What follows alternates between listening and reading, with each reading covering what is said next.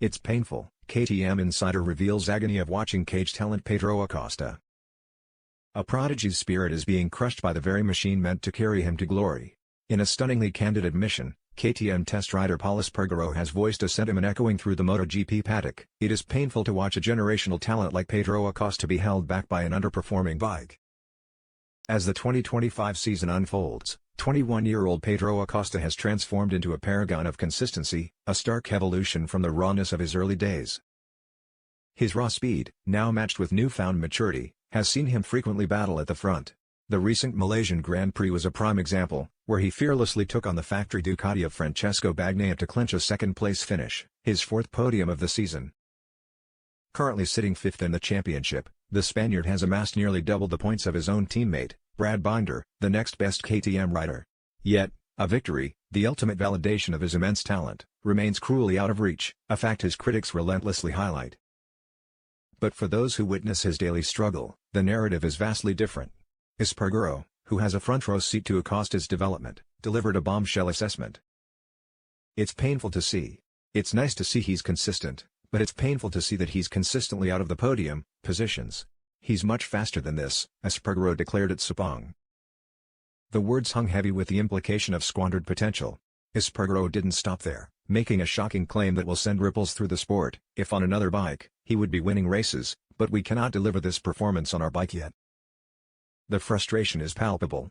Espargaro pointed to Acosta's qualifying lap of 1 minute 57.3 seconds, a time that pushed the bike so far beyond its limits it resulted in a crash, as proof of the chasm between rider talent and machine capability. He's very quick and it's painful to see him not being on the podium every race with his speed, he lamented. The sting of this reality is only sharpened by the success of his compatriots. The recent Asia-Pacific leg of the season saw two first-time winners crowned, rookie Fermín Aldeguer and trackhouse rider Raúl Fernández. Both were aboard bikes considered more competitive than KTM's RC16. Acosta himself addressed the difficult situation with a stoic maturity that belies his age. When asked if it was tough watching others achieve the victory he so desperately craves, he responded, "It is what it is. In the end, I also want to be a first-time winner." The young star is acutely aware of the machine's shortcomings. "In the box, we know it is missing. We need something that gives us a bit more performance," Acosta admitted. "We know that Ducati is still at the top. We know that Aprilia is now the second manufacturer in the championship, and we know that Honda is pushing a lot to come back." The message to his factory is clear and urgent. Now, the KTM factory has to make a push. We are not missing that much, but the problem is that we miss a lot in important areas. While the team grapples with its technical deficit, Acosta focuses on self-improvement, turning a period of frustration into a trial by fire. "Now is my moment to become a better rider. It's my moment to be more precise in everything," he stated with fierce determination. "I'm becoming a better guy." But the question remains, hanging over the paddock like a storm cloud, how long can a talent as monumental as Pedro Acosta wait for his team to catch up before his patience, and his loyalty, finally run out? The clock is ticking, and for KTM, the pressure is immense to unleash their caged champion before another team does it for them. The stark admission from Espargaro is more than just an insider's lament, it's the public sounding of an alarm that has been ringing behind the closed doors of the KTM garage for months. A simmering tension now threatens to boil over into a full-blown crisis. KTM, the ambitious Austrian powerhouse that has poured millions into its MotoGP project, finds itself in a terrifying paradox. Its greatest asset, the rider destined to bring them a world championship, could become its most catastrophic loss. Whispers are turning into audible conversations in the paddock. Rival team bosses, men who know a generational talent when they see one, are watching with an interest that is barely concealed. They see a lion in a cage, a rider whose explosive potential is being throttled. Every time Acosta wrings the neck of the RC16 to drag it onto the podium, he is not just turning points for KTM, he is writing his own resume for the world to see, advertising himself as the most valuable free agent in waiting.